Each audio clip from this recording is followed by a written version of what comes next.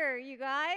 I don't know what you guys have been doing, but I've had like a rough last couple of weeks, right? And it's our birthday. You guys, Ignite is 10 years old. This is a big deal. That's like ancient in startup years, right? I'm a middle school teacher, so we're going to start with the agenda. We're going to cover 4 things today. We're going to start with a story, and then you're going to get to make a judgment call. I'm going to tell you about some of my favorite people. We're going to end with something we all can do together. Let's talk about the grocery store. Guys, I hate going to the grocery store.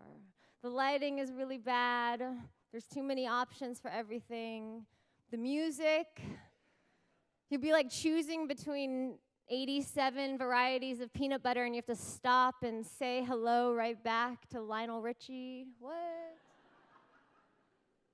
There's like pressure to look your best. But actually, my story today is about a time that I rejected this pressure. I go to yoga after work because I'm a middle school teacher, and you have to go to yoga after work. I was unprepared, though, so I found myself, I had to go grocery shopping, and I was wearing, like, sweatpants and, like, this disgusting, sweaty yoga shirt and, like, my fanciest teacher shoes, which, like, whatever. I was going for, like teacher athleisure. It's fine. So I was getting ready to go into the grocery store in this outfit, and I remembered that stores here are at like Arctic levels. So I went back to my car, and I grabbed the only long sleeve shirt that I had, which was my 7-year-old son's thermal. And while I was there, I remembered, thankfully, that I love the earth. I grabbed the only bag that I had. It was a Nordstrom shopping bag that I have been reusing since like 2005. And this is how I shopped at like peak after work hours in Bellevue. And it's fine, because like whatever, right? Who cares?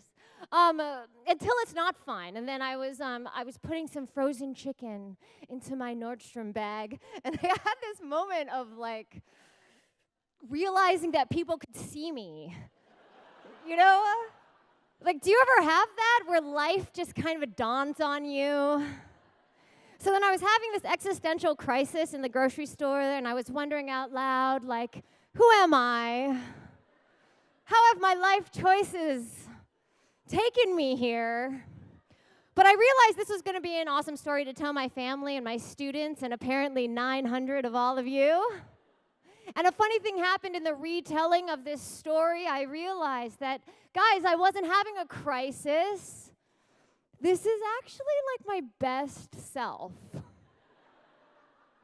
Each part of that outfit represents a part of my life that I love. When I told my students this story, a 7th grader told me I was a hero, and I get it because we tell kids all the time to be themselves, to express themselves. But as we all know, the world is a really scary place to be yourself, especially if you're a middle school kid. Maybe some of you can relate to that fear now, especially if you're a person of color, or if you're queer, or if you're Muslim, or if you're an immigrant, or if you're a woman, or if you're like a sort of aware, straight, white guy who works in tech, whatever.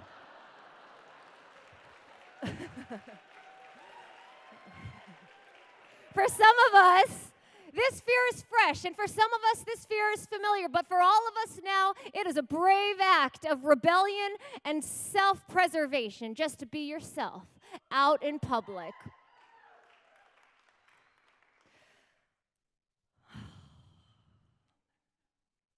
So the point of this story is, wear whatever you want to the grocery store, and love yourself, and love each other, right?